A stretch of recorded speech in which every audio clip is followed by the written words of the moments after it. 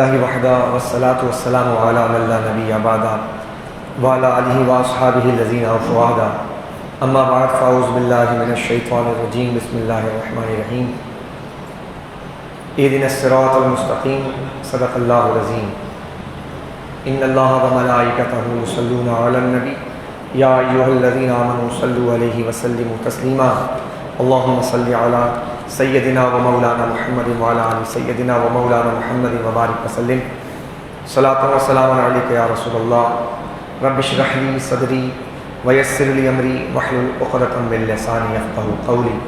سامعین ذی احتشام برادران اسلام، السلام علیکم ورحمۃ اللہ تعالی وبرکاتہ۔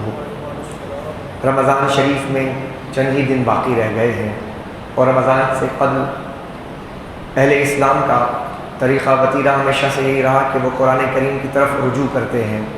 قرآن کریم فرقان حمید یہ اللہ نے رمضان شریف میں نازل فرمایا، اور رمضان کا مہینہ یقیناً ہمارے لیے رجوع الی القرآن کا بہترین مہینہ ہے۔ تو آئیے ہم سب مل کر اس مہینے، اس ماہ محترم کی تیاری اس اعتبار سے کریں کہ کچھ مضامین بار بار سننے سے، بار بار یاد دہانی کروانے سے ذہن نشین ہوتی ہیں۔ ایسا نہیں ہو سکتا، ورنہ ایسا ہوا ہے کہ آپ ایک مرتبہ قرآن کریم پڑھیں اور آپ کو سارے مضامین آپ کے ذہن میں آ جائیں اور ازبر ہو جائیں۔ اسے بار بار پڑھنا پڑتا ہے، بار بار سننا پڑتا ہے، بار بار دیکھنا پڑتا ہے۔ قرآن کریم فرقان حمید کے کچھ تقاضے ہیں، ہمیں پہلے ان تقاضوں کو بھی دیکھنا چاہیے کہ کیا اللہ تعالیٰ نے جو تقاضے قرآن کے رکھے ہم نے اسے پورا کیا یا کر رہے ہیں، اس پہ غور کیجیے۔ قرآن کریم کا تقاضا کیا صرف یہی رہ گیا ہے اس امت مسلمہ کی بحیثیت ذمہ داری؟ غور کیجیے۔ چھاپنا کیا قرآن کریم کا تقاضا ہے؟ اپنے آپ سے جواب طلب کیجیے۔ قرآن کریم فرقان حمید کسی مرحوم کا انتقال ہو جائے، 10 ہدیہ کیا اور مسجد میں لا کر رکھ دیا، کیا قرآن کا یہ تقاضا ہے؟ کیا قرآن کریم کے نزول کا تقاضا یہی تھا کہ اللہ رب العزت نے قرآن کو اس لیے نازل کیا تھا کہ اپنے مرحومین کے انتقال پر لا کر مسجد میں رکھ دو؟ جواب خود تلاش کیجیے۔ پھر قرآن کریم فرقان حمید تلاوت کرتے ہیں آپ، تو کیا قرآن کریم تلاوت کرنا یہ اس کا تقاضا ہے؟ غور کیجیے آپ، کیا قرآن کریم پڑھنے سے اس کے تقاضے پورے ہو جائیں گے؟ جواب ہم غور کریں، جواب طلب کریں اپنے آپ سے۔ قرآن کریم کو سمجھ لیں، کیا سمجھنے کے بعد بھی اس کے تقاضے پورے ہو رہے ہیں؟ کیا قرآن کریم فرقان حمید کو اللہ کے رسول نے صرف تلاوت کر کے سنایا؟ کیا رسول کریم صلی اللہ علیہ وسلم نے کیا صرف قرآن کریم کو سمجھایا؟ یہ سوالات ہیں بحیثیت امت مسلمہ اور ہماری ذمہ داری۔ کیا ہم اپنی ذمہ داری کو سمجھیں تو پہلے صحیح۔ کیا اللہ کے رسول نے صرف قرآن کریم صحابہ کے سامنے تلاوت کیا تھا اور فرمایا تھا کہ تلاوت کرو صرف؟ نہیں، جواب ملے گا نہیں۔ اللہ کے رسول صلی اللہ علیہ وسلم نے کیا قرآن کریم کے آیات کو سمجھایا تو کیسے سمجھانے کے پر اکتفا کر لیا تھا؟ تو جواب ملے گا نہیں۔ اگر یہی ساری باتیں تھیں جو ہم نے سمجھ لی ہیں تو پھر خندق کے میدان میں رسول اللہ اترے ہوئے، وہ نبی جو 5 نماز پڑھتے ہیں اور 1 نماز اور پڑھتے ہیں، تہجد کی نماز، 6 نماز آپ پر فرض آپ نماز پڑھتے ہیں، وہ نبی جو نماز کی اتنی پابندی کرنے والا، نماز نہ چھوٹے ہر حال میں، سفر میں، حضر میں، جب خندق کا معاملہ آیا تو 4 نمازیں قضا ہوئی۔ کس بات پر قضا ہوئی؟ غور کرنے کی بات ہے، وہ کون سا اہم کاز تھا، وہ کون سی اہم ذمہ داری تھی جس کے لیے رسول اللہ صلی اللہ علیہ وسلم میدان عمل میں اتر رہے تھے؟ بحیثیت امت ہمیں سمجھنا ہوگا، ہمیں دیکھنا ہوگا کہ جو نبی نمازوں کی اتنی پابندی کرنے والا، وہ میدان جنگ کے اندر اتر رہا ہے نافذ کرنے کے لیے، احکام شریعہ کو نافذ کرنے کے لیے، اللہ کے دین کو اللہ کے زمین پر نافذ کرنے کے لیے۔ 200 سے زائد 250 صحابہ کرام کی شہادتیں ہوئی ہیں، نبی نے ان صحابہ کی جانوں کی قربانیاں دی ہیں، کس لیے؟ شریعت اسلامیہ کو نافذ کرنے کے لیے۔ نبی دو عالم صلی اللہ علیہ وسلم احد کے میدان میں کھڑے ہیں اور آپ کے چہرے مبارک سے خون بہ رہا ہے، کس لیے؟ نبی پاک صلی اللہ علیہ وسلم طائف کے میدان کی طرف، طائف کی طرف گئے، علاقے کی طرف، لوگوں نے آپ کو لہو لہان کر دیا، کس لیے؟ تو آپ کو صرف ایک جواب ملے گا کہ نبی صرف قرآن تلاوت کرنے نہیں آئے، نبی صرف قرآن کریم سمجھانے نہیں آئے، بلکہ قرآن کریم کو نافذ کرنے کے لیے آئے۔ تو بحیثیت مسلمان آپ سوچئے ذرا، کیا ہم یہ ذمہ داری ادا کر رہے ہیں؟ کیا ہم اس پر اپنا کردار ادا کر رہے ہیں؟ کیا کبھی ہمیں اس بات کا احساس ہوتا ہے ہمارے گھر کے اندر شیشے کا گلاس ہو وہ ٹوٹ جائے، ہمارا رویہ کیا ہوتا ہے؟ ہمیں غصہ آتا ہے. شاید غصے کا لیول کم ہو لیکن آتا ہے. بیوی 6 گلاس توڑ دے، آپ کہتے ہیں کہ یہ پچھلے مہینے تو لے کر آئے تھے، کیا ہر دفعہ تم گلاس توڑ دیتی ہو؟ یہ کیا تماشا لگا رکھا ہے؟ آئی فون آپ کا اس کا اسکرین بچہ توڑ دے تو آپ آستینی چڑھا لیں گے. کتنا شدید ترین غصہ آپ کو آئے گا. ایسا ہی وہ ہے نا ایسا؟ تو کبھی سوچا آپ نے گلاس کے ٹوٹنے پر غصہ آتا ہے، موبائل کی اسکرین ٹوٹنے پر غصہ آتا ہے، کبھی گھر کے اندر شریعت ٹوٹ رہی ہوتی ہے غصہ آتا ہے. شریعت مطہرہ پر عمل نہیں کیا جاتا، قرآن کے احکام توڑے جاتے ہیں، حدود اللہ کو توڑے جاتے ہیں، کبھی غصہ آتا ہے نا؟ سوالات یہ پوچھیں گا اپنے آپ سے، کیا ہم نے قرآن اور اس کے احکام کو ایک گلاس سے بھی کم رکھا ہے؟ کیا ہمیں گلاس ٹوٹنے پہ تو غصہ آیا؟ بچے نماز نہیں پڑھ رہے، رات دیر تک جاگنے کا معمول ہے، صبح لمبی تان کے سو رہے ہوتے ہیں، کبھی اس پہ بھی غصہ آتا ہے. بیوی بچے بیٹیاں بے پردہ باہر نکلتی ہیں، کبھی اس پہ بھی غصہ آتا ہے کہ کیا تماشا لگا رکھا ہے؟ کبھی اس پہ بھی ہم نے کوئی سرزنش کی ہے؟ تو یہ ساری چیزیں کب ہوں گی؟ جب تک ہم اپنے رویوں کو نہ بدلیں. ہم نے اپنے رویے بدل لیے ہیں قرآن و حدیث کے حوالے سے، ہم نے اس کو بالکل چھوڑ دیا ہے، اس کو ہم کنسیڈر ہی نہیں کرتے. نتیجہ ہمارے سامنے ہے. تو حضرت ذی وقار یہ جو رمضان کا مہینہ ہے، یہ مہینہ قرآن کریم فرقان حمید کی تلاوت ہوتی ہے. یہ ایک خاص انوائرمنٹ ہو جاتا ہے. یہ آپ کو مجھے ایک موقع عطا کیا جاتا ہے کہ قرآن سمجھو. جب سمجھو گے تو پھر نافذ بھی کرو گے. هو الذی ارسل رسولہ بالہدی ودین الحق لیظہرہ علی الدین کلہ. نبی آئے تھے اس دین کو غالب کرنے کے لیے. تو غالب کب ہوگا دین؟ جب تک نافذ نہ ہو. سب سے پہلی ذمہ داری ہم سب کو چاہیے کہ اس جو ہم اپنا رویہ اس کو بدلیں، چینج کریں. وہ چینجنگ کیا ہوگی؟ کسی سماعت کو تک نہ رکھیں ماشاءاللہ درس قرآن میں بیٹھے.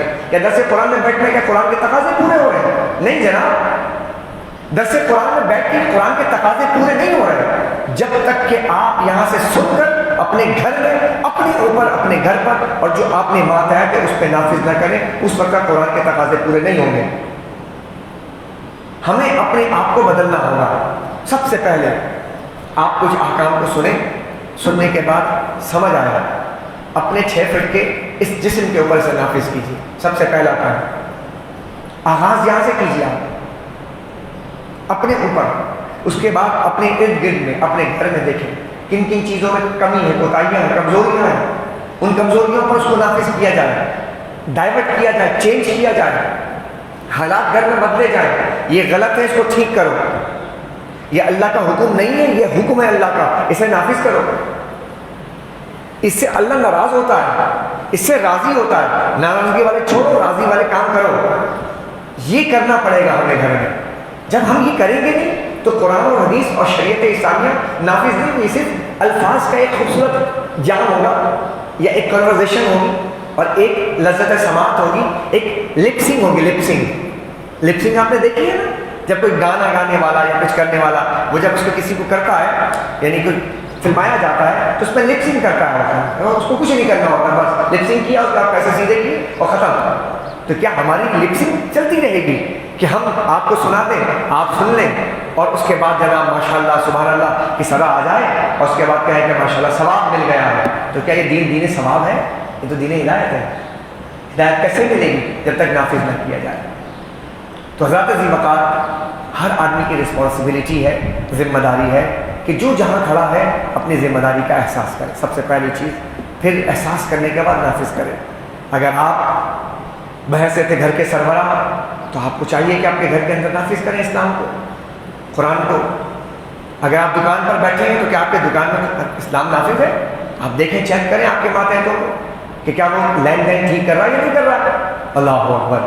اسی طرح جو 22 کروڑ مسلمانوں پر حکمرانی کر رہا ہے اس کی ذمہ داری ہے کہ وہ 22 کروڑ لوگوں کی رکھوالی کرے، ان پر قرآن و حدیث کے احکام نافذ کروائے.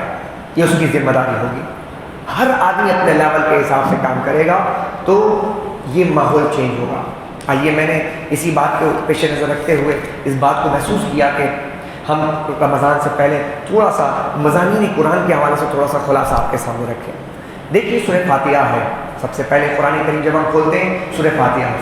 میری تمیدی کلمات اس لیے عرض کیے تھے تاکہ ہم اور آپ اپنی ذمہ داری کا کچھ احساس کریں کہ ہمیں غصہ کیوں نہیں آتا.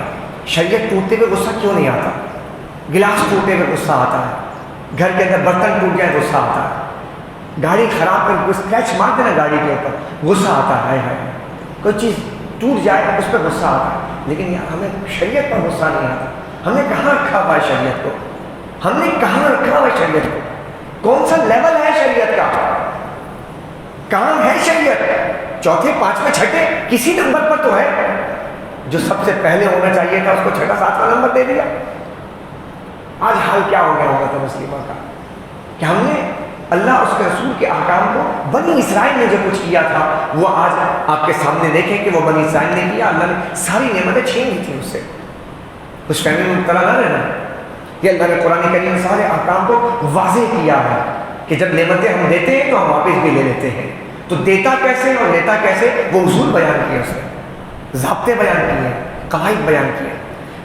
سورہ فاتحہ جب ہم کھولتے ہیں تو یہ ایک اس میں اللہ رب العزت نے اپنے عظمت کا بیان کیا ہے, رحمان و رحیمیت کا بیان کیا کہ اللہ کی عظمت کیا ہے, اللہ کی شان کیا ہے, وہ بیان کیا اس نے. پھر اس کے بعد اللہ رب العزت نے سورہ فاتحہ کے اندر معبود اور عبد کا تعلق بیان کیا ہے کہ تم بندے ہو. تو ہمیں اس بات کا ادراک ہونا چاہیے کہ ہم بندے ہیں, بندے کو بندے کی طرح رہنا چاہیے. یہ بتایا گیا سورہ فاتحہ کے اندر. ایک تمہارا خالق ہے اور تم اس کے بندے ہو. تمہارا تعلق یہ ہونا چاہیے کہ تم خدائی معاملات میں مداخلت نہ کرو.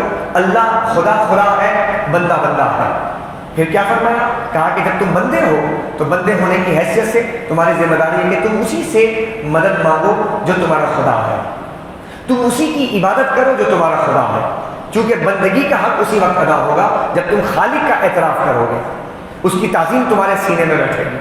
اس کے بعد اللہ سبحانہ و تعالیٰ نے اللہ جل وعلا شانہ نے سورہ فاتحہ کے اندر پھر ہمیں دعا مانگنے کا طریقہ بتایا. اہدنا الصراط المستقیم. کہا کہ دعا کیسے مانگنی ہے کہ اے اللہ ہمیں سیدھے راستے پر چلا. بہت امپورٹنٹ بات ہے. آپ دعا مانگیں گے, آپ ہر نماز میں دعا مانگتے ہیں اہدنا الصراط المستقیم. اس سورہ مبارکہ میں تعلیم المسئلہ بیان کیا گیا. اس سورہ مبارکہ میں طلب ہدایت کے لیے کہا گیا کہ ہدایت کی طلب کیسے کرنی ہے. کتنے امپورٹنٹ مضامین ہیں. ہدایت کی طلب کیسے کرنی ہے. اہدنا الصراط المستقیم صراط الذین انعمت علیہم. ان لوگوں کے راستے پر نہ چلا جو گمراہ ہو گئے, جو راہوں سے ہٹ گئے, جو بھٹک گئے, ان کے راستوں پر نہ چلا. یہ ان لوگوں سے احتراز کا حکم دیا گیا کہ تمہاری سوسائٹی کے اندر کچھ ایسے ایلیمنٹس ہوں گے, کچھ ایسے قومیں ہوں گی, کچھ ایسے لوگ ہوں گے, کچھ ایسے نظریات ہوں گے کہ جن کے نظریات خدا کے نظریات سے متصادم ہوں گی. تم نے ان کے ساتھ نہیں بیٹھنا, تمہارا تعلق ان سے نہیں ہونا چاہیے. یہ ہے سورہ فاتحہ کا مضمون. اللہ رب العزت نے اس میں دعا کا طریقہ سکھایا. جب دعا کا طریقہ سکھایا تو پورا قرآن جواب دعا ہے. توجہ اس بات پر آپ کی. کیا کہا میں نے, سورہ فاتحہ میں آپ نے دعا مانگی. کیا مانگی دعا, اہدنا الصراط المستقیم. کیا مانگی دعا, اے اللہ ہمیں سیدھے راستے پر چلا. یہ دعا مانگی آپ نے. تو اللہ نے اس سوال کے جواب میں پورا قرآن بھیج دیا ہے. اس دعا کے جواب میں جواب دعا ہے قرآن. یہ تعلق ہے اس کا سورہ فاتحہ کا. سورہ یعنی مختلف قسم کی جو صورتیں آئیں گی اس کا تعلق ہے. یعنی میں دعا مانگ رہا ہوں, میں اللہ سے ڈیمانڈ کر رہا ہوں, طلب کر رہا ہوں, اے اللہ مجھے ہدایت دے, مجھے اہدنا الصراط المستقیم سیدھے راستے پر چلا. تو کیا اے اللہ مجھے ہدایت دے. تو اللہ نے فرمایا ہدایت ایسے ملے گی کہ تم ان صورتوں کو پڑھو, ان کے مضامین کو پڑھو, اس پر عمل کرو, یہی ہدایت ہے. بات سمجھ گئے بات. جب ہم پڑھیں گے نہیں تو ہدایت کہاں سے ملے گی, جب ہم سمجھیں گے نہیں تو ہدایت کہاں سے ملے گی, جب ہم عمل کریں گے نہیں تو ہدایت کہاں سے ملے گی. سب سے پہلا کام اسے پڑھنا ہے. اس بات کی نفی نہیں کی جا رہی کہ خدا نہ خواستہ قرآن نہ پڑھیں. میری بات سمجھیے, کیونکہ بعض لوگ جو ہے نا اچک لیتے ہیں, کیونکہ اس پہ کلپ بنے گی, کلپ میں بتا دیکھو مولانا کہہ رہے تھے صرف قرآن کریم پر عمل کرو, سمجھنا پڑھنا ضروری نہیں ہے. ایسا نہیں ہے. قرآن کریم کو پڑھنا ہے, پڑھیں گے پھر سمجھیں. سمجھنے کے بعد اگلا اسٹیپ جو رک جاتا ہے اس کی نفی کی جا رہی ہے کہ جب آپ نے پڑھ بھی لیا, سمجھ بھی لیا, تو جب آپ نافذ نہیں کریں گے تو طلب ہدایت کیسے ملے گی. ایک مثال کے ذریعے سمجھاتا ہوں. آپ کسی عالم صاحب کے پاس جائیں, مفتی صاحب کے پاس جائیں, ان سے کہیں میرے والد کا انتقال ہو گیا ہے. وراثت کا مسئلہ، پیسے اتنے سارے ہیں، 4 بھائی ہیں 3 بہنیں، والدہ حیات ہے، ذرا آپ مجھے مسئلہ بتا دیجیے، آپ مجھے آپ ہدایت دیجیے، مجھے آپ وراثت کی تقسیم کر کے دیجیے۔ مفتی صاحب لکھ کر دیں گے، ریٹن میں دیں گے، تحریری شکل میں دیں گے آپ کو۔ آپ کے پاس فتویٰ آ گیا، فتویٰ لے کر آ جائیں۔ دیکھیے مفتی صاحب نے اپنی ذمہ داری نبھائی، آپ کا مسئلہ سنا، بیان بھی کر دیا، تحریر کر کے بھی دے دیا۔ دیکھیں آپ نے اس کو لیا، پڑھ بھی لیا، آپ نے جو مفتی صاحب نے فتویٰ دیا اس کو پڑھ بھی لیا۔ اب بتائیں کیا یہاں تک کہ یعنی کہ مفتی صاحب کا فتویٰ دینا، مفتی صاحب کے فتویٰ دینے کے بعد سمجھانا اور میرا پڑھ لینا، کیا وراثت کی تقسیم ہو جائے گی؟ بولیے نا، نہیں ہوگی۔ کہ ہم نے مسئلہ تو پڑھ لیا لیکن اس مسئلے پر عمل جب تک نہ کیا جائے فائدہ نہیں ہوگا۔ فائدہ جب ہوگا جب میں اس مسئلے کو سمجھوں بھی، میں اس کو پڑھوں بھی، اور پھر میں اپنے بھائی کا حصہ بھی نکالوں، اپنے ماں کا حصہ بھی نکالوں، اپنی بہنوں کو بھی حصہ دوں۔ تو یہ ہے قوت نافذہ۔ جب تک نافذ نہیں کیا جائے گا تو فتویٰ رہے گا، ہدایت مکمل نہیں ہوگی۔ یہی حال قرآن کریم کے ساتھ بھی آئی نہیں ہے کہ ہم قرآن پڑھ رہے ہیں، سمجھ بھی رہے ہیں لیکن عمل نہیں کر رہے ہیں۔ اس کو ایک اور مثال کے ذریعے سمجھاتا ہوں میں آپ کو۔ کسی آدمی کو بیماری ہو جائے ہارٹ کی، اس کی جیب کے اندر ایک گولی ہوتی ہے جو کہ چھوٹی سی گولی ہوتی ہے، اور انجائنا پرابلم کے حوالے سے یہ گولی ڈاکٹر سجیسٹ کرتے ہیں کہ آپ اپنے جیب میں رکھیں گے، کبھی بھی پین ہو تو یہ انیشیل اسٹیج پر آپ کو ریلیف دے گا، تاکہ آپ اپنے اس مقام تک جہاں پر آپ نے ڈاکٹرز ہوں یا ہاسپٹلز ہوں وہاں تک پہنچانے میں یہ آپ کے لیے مددگار ہے۔ وہ گولی جیب میں رکھتے ہیں۔ ہارٹ کے پیشنٹس جیب میں گولی رکھی، گولی کے بارے میں پتا بھی ہے کہ یہ گولی میرے فائدے کی چیز ہے، گولی کے بارے میں اس کی پرسکرپشنز بھی آپ کو معلوم ہے کہ ڈاکٹرز نے بتائی کہ اس کو کس مد میں کس جگہ پر آپ نے اس کو استعمال کرنا ہے، یہ بھی آپ کو پتا ہے۔ جیب میں گولی ہے، اب پرابلم ہوئی کسی آدمی کے دل پہ، درد ہوا، وہی درد جس کے بارے میں کہا گیا تھا۔ اب درد ہو رہا ہے، جیب سے گولی نکالے، اور نکالنے کے بعد 5 افراد بیٹھے ہیں، ان کے سامنے اس گولی کی فضیلت بیان کرے۔ پتہ ہے آپ کو یہ گولی کون سی ہے؟ اس گولی کو کھانے سے دل کی تکلیف ٹھیک ہو جاتی ہے، ریلیف مل جاتا ہے۔ ہائے میرے سینے میں درد ہو رہا، اگر میں کھا لوں گا نا میں ٹھیک ہو جاؤں گا، کھا نہیں رہا، اس کی فضیلت بیان کر رہا ہے، کھا نہیں رہا، تکلیف ہے، تکلیف بڑھ رہی ہے، اور فضیلت اور بیان کرتا ہے۔ ڈاکٹر نے کہا تھا تکلیف ہوگی نا تو زبان کے نیچے رکھ لینا، ٹھیک ہو جاؤں گا، اتنی اچھی گولی ہے، ہائے درد ہو رہا ہے، کھا نہیں رہا، بولیے بندہ مر نہیں جائے گا؟ بھائی کوئی آسمانی دنیا کی راکٹ سائنس تھوڑی سمجھائی میں تو بہت سمپل ایک آپ کے سامنے ایک مسئلہ سمجھایا۔ کیا اس گولی کی فضیلت بیان کرنے سے اور نہ کھانے سے اس بندے کا مسئلہ حل ہوگا؟ نہیں ہوگا نا، جب تک کہ اس کو عملی جامہ نہ پہنا ہے۔ کیا یہی طریقہ کار، یہی تعلق من حیث القوم ہمارا قرآن کے ساتھ نہیں ہے؟ قرآن شفا ہے، قرآن ہدایت ہے، قرآن رحمت ہے، تو بھائی کیسے رحمت ہے، کیسے شفا ہے کہ جب تک کہ ہم قرآن کریم کو پڑھ کے سمجھ کر اس کو نافذ نہ کریں۔ سود حرام ہے، اللہ سے اعلان جنگ ہے، کھائے، اللہ نے قرآن میں کہا سود اعلان جنگ ہے۔ اتنی بات سمجھ نہیں آ رہی ہمیں، سود اعلان جنگ ہے اللہ سے۔ کیا کبھی ہمیں تکلیف ہوئی کہ سود کھاتے ہوئے، سود کا کام کرتے ہوئے، سود لیتے ہوئے اتنی تکلیف کبھی ہوئی کہ یہاں میں اللہ سے اعلان جنگ کرنے جا رہا ہوں؟ آپ سمجھ رہے ہیں؟ امریکہ جیسا ملک، امریکہ جیسا نیٹو بنایا ہوا، رشیا پہ حملہ نہیں کر پا رہا، کیوں؟ طاقتور ہے نا،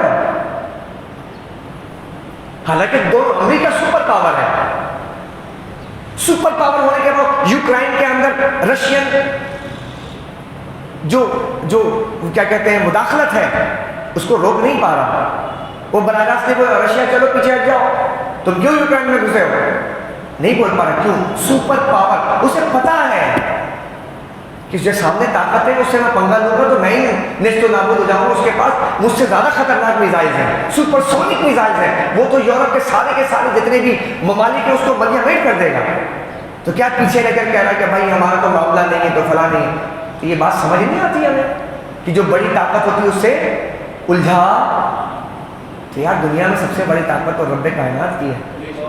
اس قوم کو یہ سمجھ نہیں آ رہی بات. ہم امریکہ سے پنگا لینے کے لیے تیار نہیں, ہم رشیا سے اور چائنا سے اپنے معاملات کو خراب کرنے کے لیے تیار بولو نا نہیں, لیکن رب سے ہو جائے ٹینشن کی کوئی بات ہی نہیں اس قوم کو. یہ ہے وہ مسئلہ کہ اللہ رب العزت نے فرمایا اعلان جنگ ہے سود. ہم کہتے ہیں سود کے بغیر ہمارا گزارا ہی نہیں. تو جو قوم حالت جنگ میں ہوگی وہ کامیاب ہو سکے گی؟ بولے نا. ہم حالت جنگ میں ہیں, نہیں سمجھ رہے؟ جیسے یوکرائن ہے نا حالت جنگ میں, ایسے ہی ہم حالت جنگ میں. جب تک کہ ہم سود کا نظام ختم نہ کریں ہم حالت جنگ میں, ہمارا معاملہ ٹھیک ہی نہیں ہونے والا. یہ قرآن کا میتھڈ ہے, قرآن نے سمجھایا ہے, تو بات سمجھیں.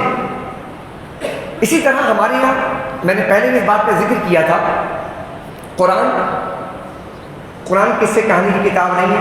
قرآن کریم قوانین کی کتاب ہے, اور قوانین کی کتاب کو تلاوت کیا جائے. جج صاحب ہیں, جج صاحب کے پاس قوانین کی کتاب ہے, ٹھیک ہے, پاکستان کے مجریہ, اتنے موٹے موٹے کتابیں.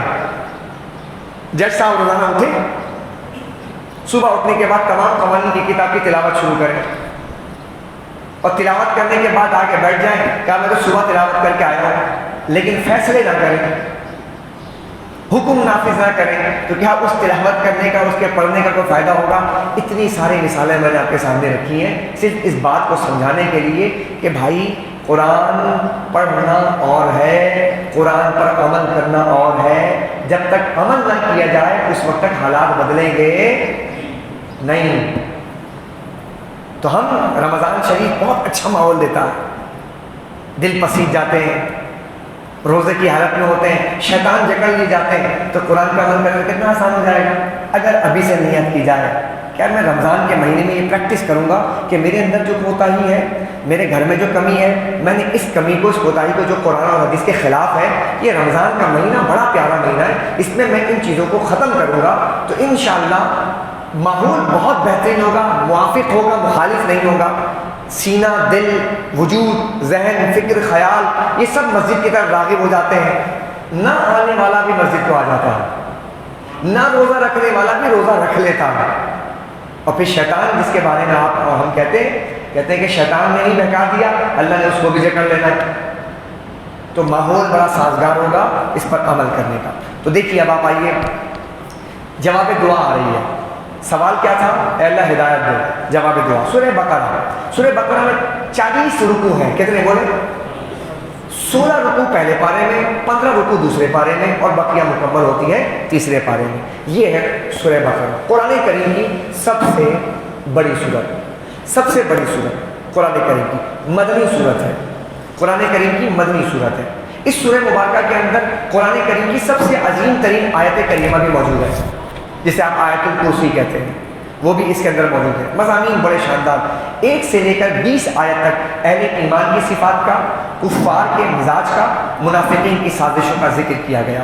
پہلے کی ابتدائی آیات 7 آیات کے اندر مومنوں کا ذکر کیا, 2 آیات کے اندر اللہ نے کفار کا ذکر کیا, اور 13 آیات کے اندر منافقین کا ذکر کیا. آگے میں اس کی تفصیلات پر روشنی ڈالتا ہوں. آیت نمبر 21 سے لے کر 39 تک تمام انسانوں اور جماعتوں سے خطاب کرتے ہوئے فرمایا کہ ہم نے ہی انسان کو وجود بخشا ہے, اور اس کے جسم اور روح کے لیے ہر طرح کی غذائیں عطا کی ہیں. جسم اور روح کے لیے غذاؤں کا ذکر کیا ہے, صرف جسم کی غذا نہیں بلکہ روح کی غذا کا بھی ذکر کیا ہے. دیکھیں ابتدا کے اندر اللہ رب العزت نے جو ابتدا کی جو آیات ہیں 7, یہ امت مسلمہ کی ذمہ داریوں کا احساس دلاتی ہے.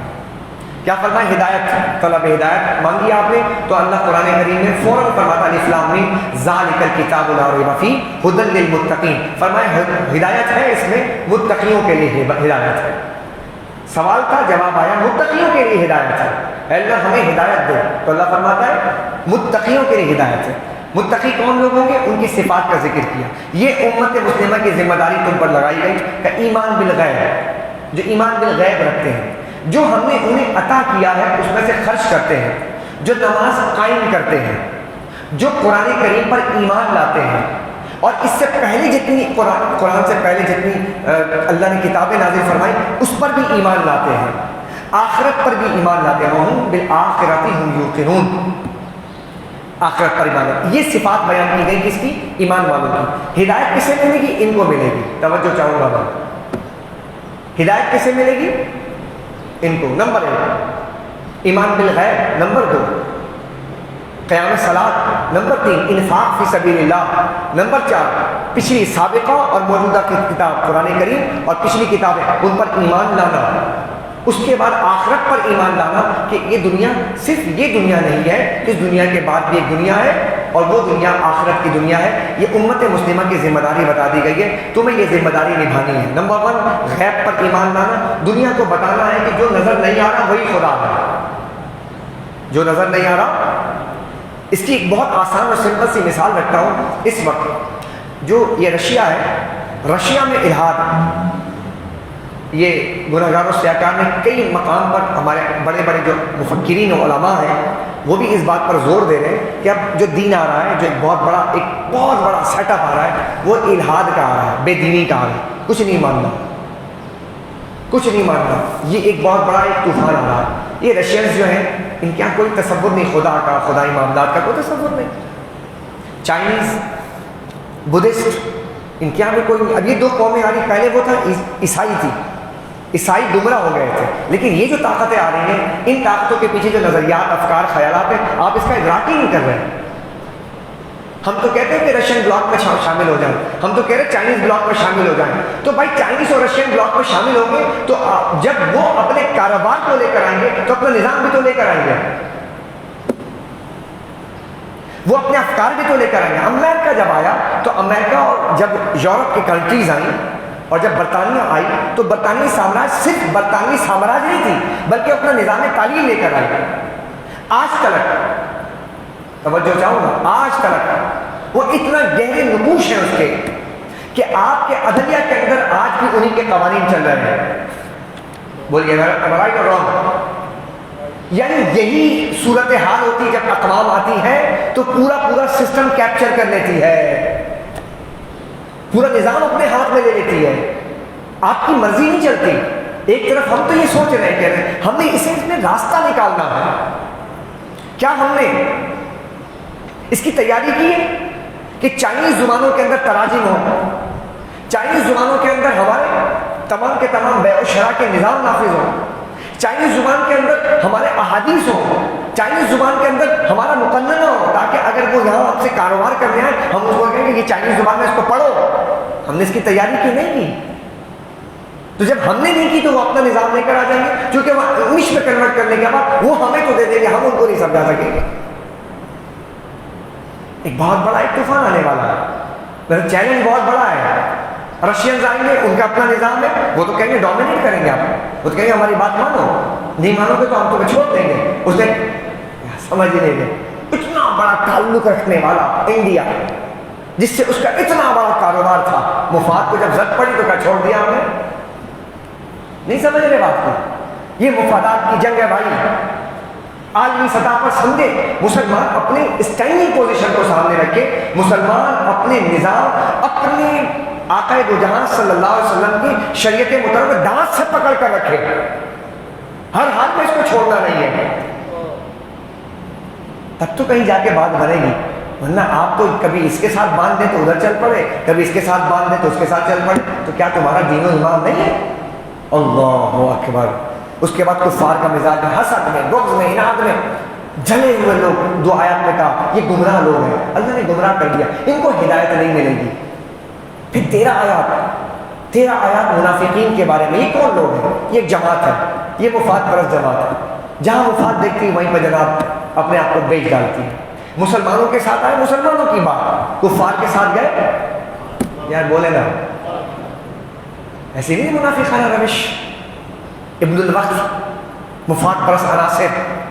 کیا آج ہمارے پارلیمنٹ کے اندر، ہمارے اطراف و اکناف میں کیا ایسے منافقوں کے معاملات ہمارے سامنے نہیں آتے جو صرف ابن الوقت ہیں، صرف مفاد کے بندے ہیں؟ قرآن نے کہا کہ لیکن ہم تو ایمان والے ہیں نا، جی ہم تو بولے نا یار، تو ایمان والے کی صفات تو یہ نہیں ہوتی نا کہ ایمان والا بک جائے، ایمان والا سودا کرنے والا نہیں، ایمان والا تو جان سے گزر جاتا ہے، لیکن اللہ رسول کی بغاوت نہیں کرتا ہے. تو ہم تو ایمان والے ہیں, ہمیں ایمان والی صفت, ایمان والی روش اختیار کرنی ہے. قرآن نے تینوں جماعتوں کا, تینوں قوموں کا ذکر کر دیا اور تینوں کے تینوں گروہوں کا ذکر کر دیا, یہ ایمان والے, یہ کافر اور یہ منافقین. اب فیصلہ ہمیں کرنا ہے کہ کس جماعت میں رہنا ہے. جس جماعت میں خدائے بزرگ و برتر کی رحمت ہے وہ تو اللہ رب العزت کے وہ بندے جسے ایمان والا کہا جاتا ہے. تو ہمیں یہ روش اختیار کرنی ہے. اس کے بعد اللہ نے قرآن کریم فرقان حمید کے عظمت کا بیان کیا کہ یہ قرآن ہے, یعنی اگلے آیات کے اندر, یعنی پہلا جو پارہ ہے, پہلا پارہ, توجہ چاہوں گا میں, پہلا پارہ اس بات کی طرف دلالت کرتا ہے کہ دو امتوں کا تذکرہ کیا گیا, دو امتوں کا, ایک امت بنی اسرائیل کا اور ایک امت محمدیہ صلی اللہ علیہ وسلم کا, دونوں کا تذکرہ کیا گیا. جب آپ قرآن کریم سورہ بقرہ کو پڑھیں گے تو آپ نے ذہن کے اندر یہ رکھیں, سورہ آل عمران اس کے بعد ہے. سورہ, یہ دو صورتیں ہیں, دو قوم کو سمجھنے کے لیے ہے.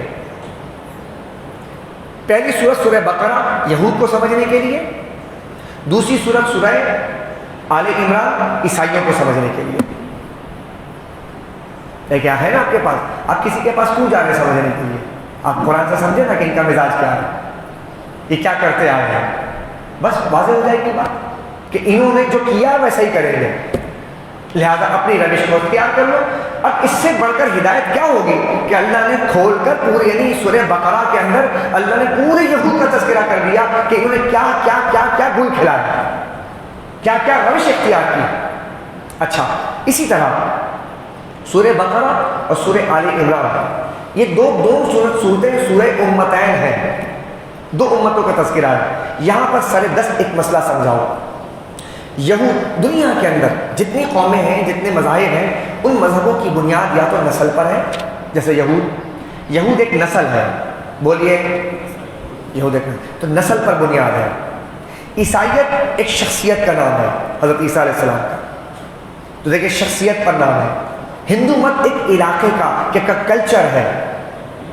لیکن جب بات آتی اسلام کی تو اسلام نہ تو نسلی ہے, نہ شخصی ہے اور نہ علاقائی ہے, اسلام عالمگیر ہے.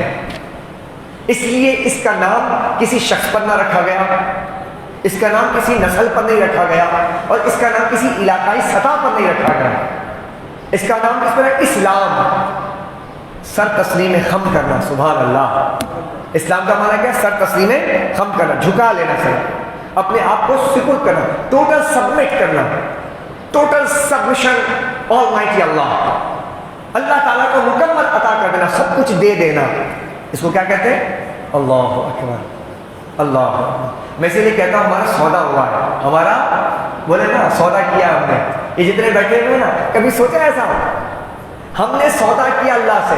حالانکہ اللہ کو سودے کی ضرورت ہے, اللہ کو سودے کی ضرورت نہیں ہے, اس کو ضرورت, لیکن اس نے ہمارا خیال کیا کہ ہم اسے سودا کرو.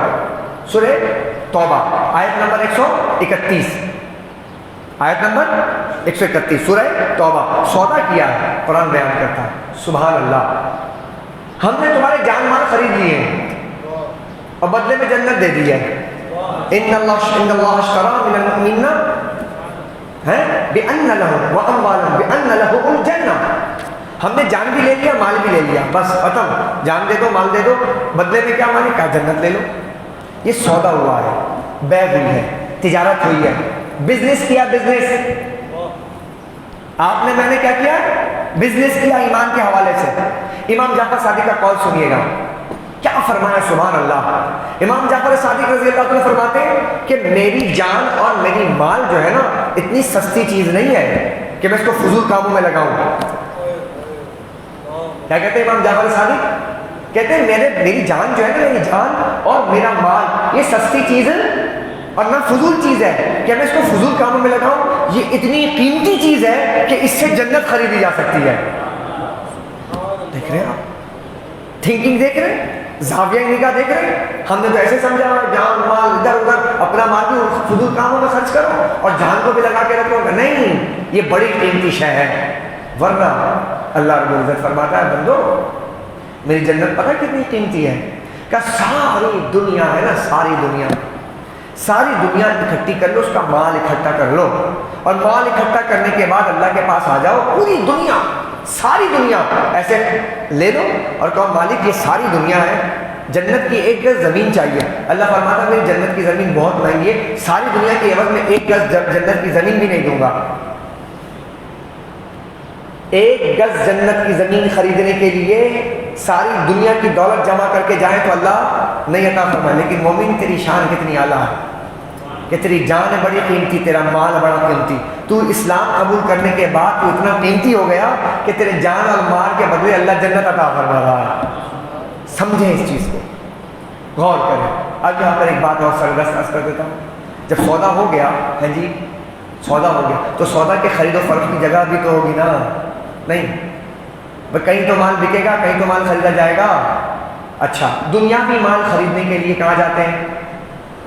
مارکیٹ، بازار، وہی مال بکے گا، وہی مال خریدا جائے گا بالعموم، دکانداروں کے پاس ہیں جی۔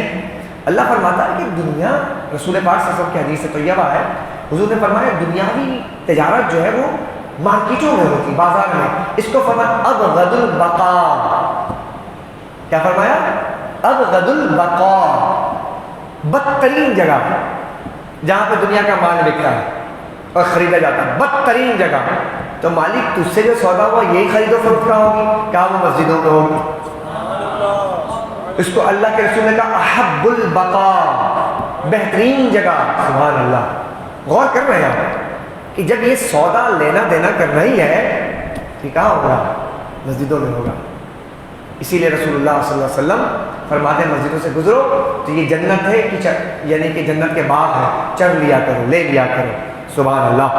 تو ذات ذی وقار، پھر یہ جو قرآن کی عظمت کا ذکر کیا اگلی رکوع کے اندر، اس کے اگلے رکوع کے اندر اللہ رب العزت نے یعنی سورہ بقرہ کے، چونکہ میں نے 40 اصول زندگی بیان کیے دوسرے پارے کے روشنی میں، لیکن ابتدا کا صرف پہلا میں پارا اس کا خلاصہ آپ کے سامنے رکھ رہا ہوں۔ آپ دیکھیں کتنے اہم ترین موضوعات ہیں۔ اللہ رب العزت نے فرمایا کہ ہم نے انسانوں کو دنیا عطا کی ہے، یہ دنیا زندگی عطا کی ہے۔ تو دنیا جب بنائی ہے خالق کائنات نے تو 3 سوالات پیدا ہوتے ہیں۔ دنیا بنانے والے نے کس نے بنایا، کیوں بنایا، اور اس کا بندوں سے تعلق کیا ہے؟ ان تینوں سوال کا جواب دے دیا اگلے رکوع کے اندر۔ کہا دنیا کس نے بنائی؟ کہا تمہارے رب مالک خالق اللہ نے بنائی ہے۔ ٹھیک ہے، کیوں بنائی ہے؟ تاکہ تم یہاں عبادت کر سکو، تاکہ یہاں پر رہ کر تم میرے زمین پہ رہ کر تم دین کو نافذ کر سکو۔ وجہ بھی بتا دی اور پھر تعلق بھی بتا دیا، کہا کہ تمہارے رب سے تعلق کیا کہ تم بندے ہو، تمہارا مالک ہے۔ تینوں باتیں اس ضمن میں عرض کر بیان کر دی۔ اس کے بعد فرمایا کہ میں زمین پر اپنا خلیفہ بنانے والا، خلیفہ بنایا، حضرت آدم علیہ السلام کو خلیفہ بنایا، اس کا تذکرہ فرمایا، کہا کہ یہ انسان جو ہے اتنا عظیم ترین ہمارا شاہکار ہے کہ ہم نے اس کو اپنا خلیفہ بنایا ہے، خلیفہ بنا دیا۔ اس کے بعد فرمایا زمین میں کچھ لوگ ایسے ہوں گے جو فساد پھیلائیں گے، یہ فاسق ہوں گے۔ مالک یہ فساد پھیلانے والے کون ہوں گے؟ کہ جو ہماری نافرمانی کرنے والے ہیں، ہمارا حکم مان کر، ہمارا حکم پڑھ کر، سن کر اس پر عمل نہیں کرتے، یہ فسادی لوگ ہیں، فساد کرنے والے لوگ۔ اس کے بعد پھر آگے فرمایا اللہ رب العزت نے ایک قوم ہے، اس قوم کا نام ہے بنی اسرائیل، یہ یہودی، اس کا تذکرہ کیا۔ سبحان اللہ، اللہ رب العزت نے اس قوم کے اوپر کتنا کرم کیا، کہا کہ یہ قوم کون سی قوم ہے، اس پر ہماری نوازشات ہیں، ہم نے ان کے لیے 12 چشمے جاری کر دیے۔ وَإِذْ نَجَّيْنَاكُم مِّنْ آلِ فِرْعَوْنَ يَسُومُونَكُمْ سُوءَ الْعَذَابِ، ہم نے فرعون جو کس ظلم و استبداد میں پسے جا رہے تھے چکیوں کے اندر، ہم نے موسیٰ علیہ السلام کے ذریعے کو آزادی عطا فرمائی۔ اللہ اپنی نوازشات بتا رہا ہے، توجہ ہے آپ کے لیے، یہ کیوں بیان کر رہا ہے؟ اللہ فرمانا ہم نے کیا کیا ان کے ساتھ، بدلے میں انہوں نے ہمارے ساتھ کیا کیا یہ بتا رہا ہے۔ ہم نے کیا کیا اور انہوں نے کیا کیا؟ کیا ہم نے یہ کیا کہ جب وادی سینا میں گئے تو ان کے اوپر بات یہ تھی کہ جائے باہر نکلے، ٹینٹ کے بغیر آپ کہیں کھڑے ہو جائیں، درختوں کے بغیر کھڑے، وادی ہے، صحرا ہے، صحرا سینا، سایہ کوئی نہیں ہے۔ اللہ کی کرم نوازی دے کے بادلوں کا سایہ کر دیا ان کے اوپر۔ یا اللہ، اس قوم کے اوپر اللہ کی اتنی نوازشات، یہ سورہ بقرہ ہے۔ پھر فرمایا کہ یہ بھوکے تھے، پیاسے تھے، ان کو کھانا پینا نہیں ملا، ہم نے آسمان سے مند و سلوا نازل کر دیا۔ یہ ہماری نوازشات تھی، لیکن ان کا کیا تھا؟ ان کے اندر ایک بیماری آئی اور وہ بیماری تھی ناشکری کی۔ انہوں نے ناشکری شروع کر دی. اور ناشکری کس طرح کی قرآن سورہ بقرہ پڑھ کے پورا میں مضمون کا خلاصہ رکھ رہا ہوں. اللہ اکبر. پہلے تو کہا کہ موسیٰ ہم خدا کو نہیں مانیں جب تک نظر نہ آ جائے. بتائیے آپ, جب وہ نظر آئے گا کھل کے سامنے آ جائے گا تو ہم دیکھیں گے تو مانیں گے, اس کے بغیر نہیں مانیں گے. اس کے بدلے میں کیا کیا؟ ناشکری کیا کی؟ خدا کے لیے ڈیمانڈ یہ کی کہ جب تک رب نظر نہیں آئے گا ہم مانیں گے نہیں. بچڑے کی پوجا شروع کر دی, بچڑا بنا لیا, پوجا شروع کر دی, پوجا پاٹ شروع کر دی, سجدے کرنا شروع کر دی. اور تو اور اے موسیٰ علیہ السلام تنگ آ گئے من و سلوہ کھا کر. یہ ناشکری دیکھیں آپ. اللہ اکبر. من و سلوہ جو بغیر کسی مشقت اور بغیر کسی محنت کے مل رہا, نہ پیسے کے. صبح ہوتی تھی اور درختوں کے اوپر ہلکی سی لیئر ہوتی تھی, میٹھے میٹھے پورے درخت سجے ہوئے ہوتے تھے, جاتے تو اسے کھاتے تھے, جنت کی نعمت تھی میٹھی میٹھی. اور بٹیر اس کا گوشت جگہ جگہ بھنے ہوئے آ جاتے تھے اللہ کی طرف سے, بیٹھ کے کھاتے تھے مزے سے. کرم تو کرم, کپڑے نہ کپڑے.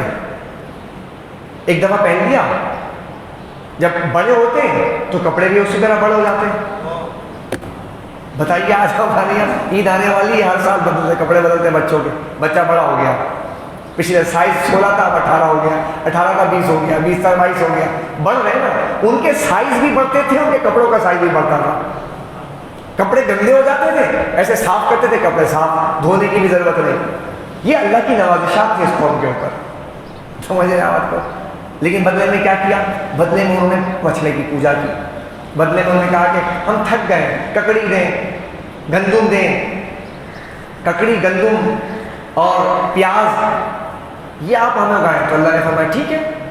جب قومیں یہ کرتی ہیں, جب قومیں یہ کرتی تو اللہ کیا فرماتا ہے؟ ان کے حال پہ چھوڑ دو. کہ جاؤ جاؤ وادی سینا میں جاؤ, تلاش کرو, ڈھونڈو, مل جائیں گے. ڈھونڈے, پہلے بغیر محنت کے تھا, محنت کر کے کھا رہے ہیں. کھود رہے ہیں, باغات اگاؤ, پانی لاؤ, سینچو, جانوروں سے بچاؤ, کٹائی کرو, چھلائی کرو. اتنی محنت پہلے کتنی آسانی تھی, پھر بعد میں پریشان. تو اللہ رب العزت نے فرمایا جب قومیں ناشکری ہوتی تو نعمتیں چھین لی جاتی ہیں. امت کو بتایا, امت مسلمہ تم ناشکری مت کرنا, یہ بیماری بڑی خطرناک ہے. آج ہمارے یہاں یہ ناشکری کی بیماری بہت بڑھ چکی ہے. ہمیں اس کا علاج دریافت کرنا چاہیے. اپنی زبان پر شکر کا جذبہ لائیے, الفاظ لائیے. میں کل ایک جگہ گیا تو کسی ریسٹورنٹ پر, تو جا کر بیٹھا تھا. میں آپ کو ایک ویٹر کی جو ہے تھنکنگ بتاتا ہوں. تو میں بیٹھا ہوں, کھانا کھائے, اور کھانا کھانے کے بعد جب وہ پانی وغیرہ پی لیا تو زبان سے جو ہماری تربیت ہے, ہم نے اللہ تعالیٰ شکر الحمدللہ شکر اللہ تعالیٰ, یہ زبان سے ادا ہوا. تو ویٹر کھڑا تھا. ویٹر کے الفاظ پتہ کیا تھے؟ ویٹر نے کہا کہ مولانا صاحب اس پورے ریسٹورنٹ کے اندر کوئی آدمی ایسا نہیں جو شکر ادا کرتا, آپ پہلے آدمی ہوئے جو شکر ادا کر رہے ہو. اللہ کی قسم حالت وضو میں اس کے الفاظ یہ بتا رہا ہوں. وہ ہر کے ٹیبل پہ جاتا ہے نا, نہیں سمجھ رہے, وہ ہر کے ٹیبل پہ جاتا ہے نا, وہ ہر ایک کے بارے میں جانتا ہے کہ کون کیا کر رہے ہیں. لوگوں کی حالت یہ ہو چکی ہے کہ کھا تو رہے ہیں, اللہ کا شکر ادا نہیں کر رہے. قوم کا یہ حال ہو چکا ہے. اپنے آپ کو بدلو بھائیو. پھر اللہ رب العزت نے آگے بیان فرمایا اس قوم نے کیا کیا جب اللہ تعالیٰ کی نوازشات ہوئی. یہ کیا, یہی بس نہیں کیا, اللہ نے ان کی ہدایت کے لیے پیغمبر بھیجے, انہوں نے پیغمبر کو قتل کر دیا. یہ اس روش پر پہنچ گئے. آج امت مسلمہ کا حال کیا اس طرح نہیں کہ قرآن موجود ہے, آخری نبی تشریف لائے, اس کے بعد آج علماء کرام وارثان انبیاء ہیں. ان سے ہمارا کیا تعلق ہے؟ ان کے ساتھ کیا کر رہے ہیں؟ وارثان رسول کے ساتھ کیا کر رہے ہیں؟ جیلوں میں ڈال دیتے ہیں, پھانسیوں پہ لٹکا دیتے ہیں, قتل کر دیتے ہیں, بم دھماکے مسجدوں میں کیے جاتے ہیں. کیا امت مسلمہ کیا اسی روش پر دوبارہ نہیں آ گئی جو قوم بنی اسرائیل کر رہی تھی اپنے علماء کے ساتھ, اپنے انبیاء کے ساتھ؟ ناشکری جن سے اکتساب فیض کرنا تھا, آج ہم نے ان سے اکتساب فیض کرنے کے بجائے ان کو مارنا پیٹنا شروع کر دیا, انہیں برا بھلا کہنا شروع کر دیا.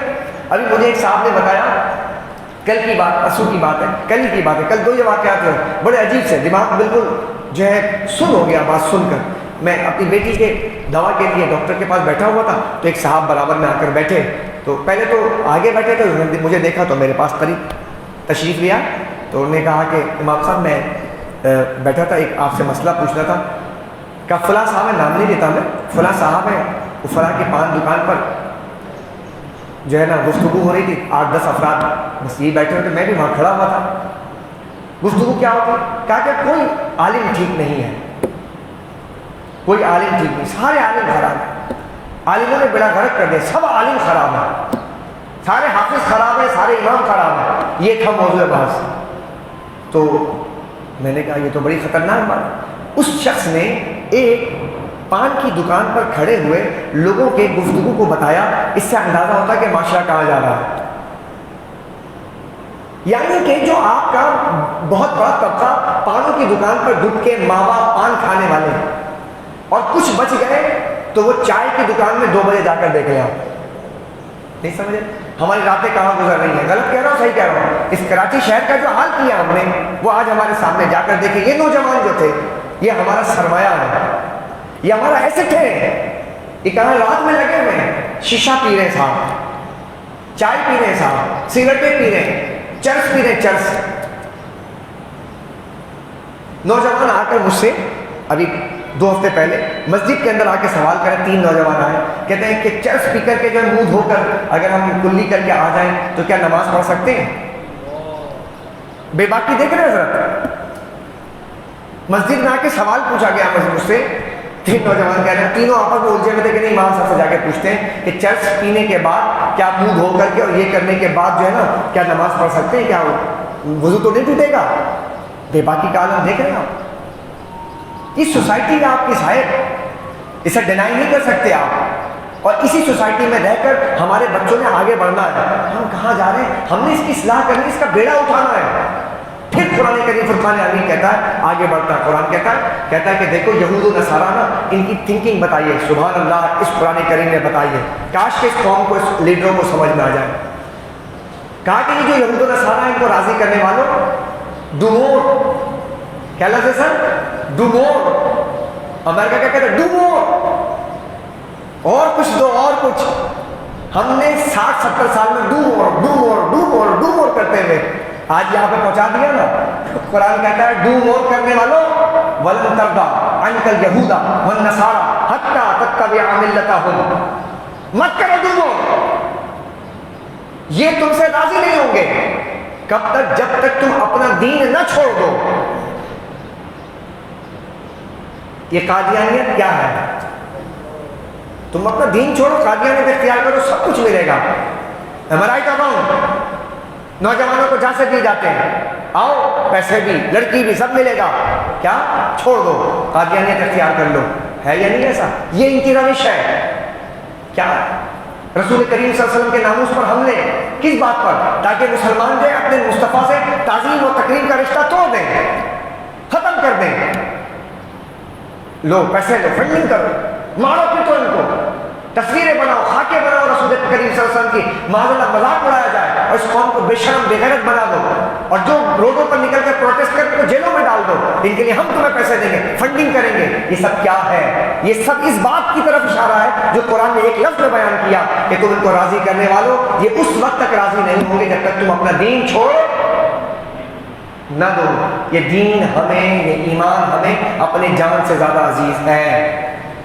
اس کے بعد اللہ رب العزت نے حضرت سیدنا ابراہیم علیہ السلام کا ذکر فرمایا، کہا کہ ابراہیم کون ہے؟ کہا اللہ اکبر۔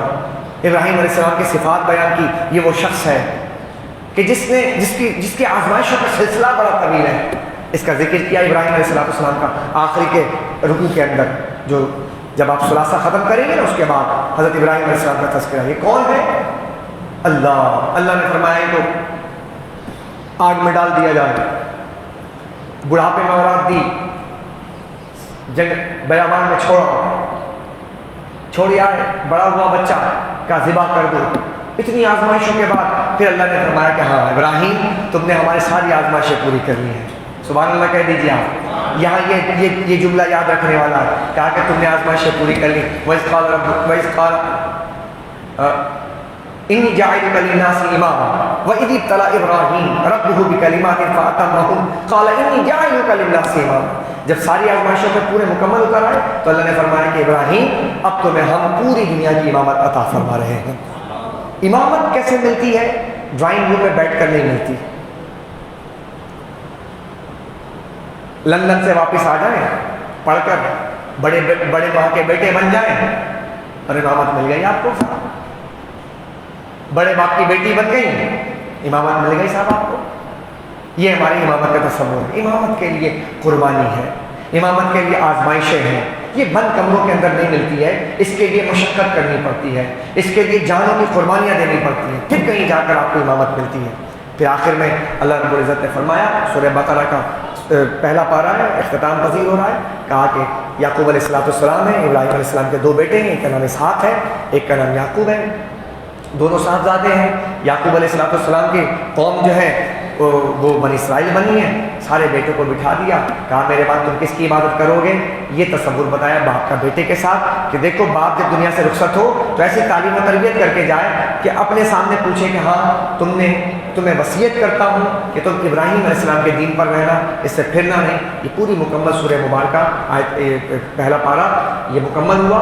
اس کے بعد اللہ رب العزت نے 40 اصول زندگی دوسرے پارے سے اسٹارٹ کی، جس کے بعد میں نے درس قرآن دیا ہے۔ یہ قرآن کریم کے مضامین کا خلاصہ بہت دلچسپ ہے، بہت زبردست ہے۔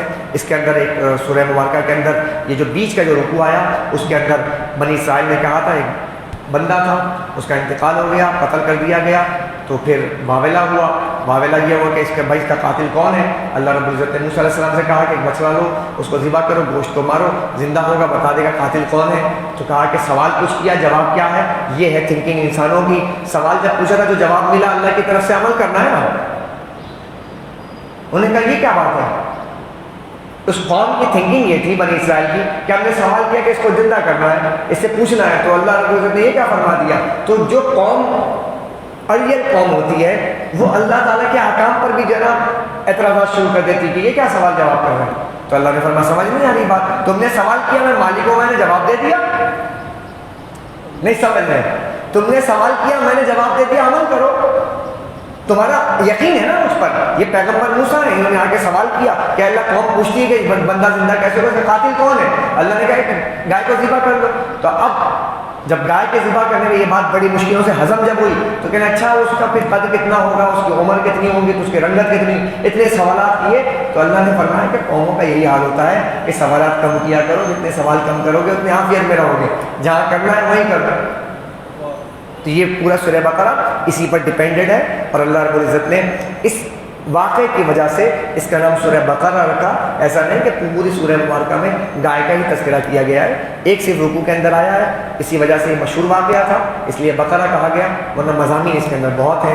انشاءاللہ رمضان شریف میں اب درس قرآن ہوگا، امید ہے کہ یہاں پر بھی درس قرآن کا سلسلہ ہوگا، ہماری مسجد میں بھی، نور اسلام میں بھی ہوتا ہے، اور مساجد میں بھی، یہاں پر بھی سلسلہ ہوگا انشاءاللہ، اور مساجد میں بھی ہوگا۔ کوشش یہ کرنی ہے ہم نے جہاں بھی نماز پڑھیں، جہاں بھی رمضان شریف گزارنے کا موقع ملے تو کوشش یہ کرنی ہے قرآن کریم کو ترجمے اور تفسیر کے ساتھ پڑھنا ہے، لیکن ترجمہ تفسیر اسی کا پڑھیں جو صحیح العقیدہ ہوں، جن کے نظریات کلیئر ہوں، جن کے عقائد ٹھیک ہوں، ان کی صحبت میں بیٹھ کے قرآن سیکھیں گے تو انشاءاللہ فائدہ ہوگا۔ اللہم ربنا تقبل منا انک انت السمیع العلیم وتب علینا یا مولانا انک انت التواب الرحیم وافوض امری الی اللہ ان اللہ بصیر بالعباد یا حی یا قیوم برحمتک نستغیث اللہم نور قلوبنا بالقرآن وزین اخلاقنا بالقرآن ونجنا من النار بالقرآن وادخلنا فی الجنة بالقرآن اللہم ارحمنا بالقرآن اللہم انفعنا بالقرآن وصلی اللہ تعالی علی خیر خلقہ محمد وعلی آلہ واصحابہ اجمعین برحمتک یا ارحم الراحمین۔ السلام علیکم ورحمۃ اللہ۔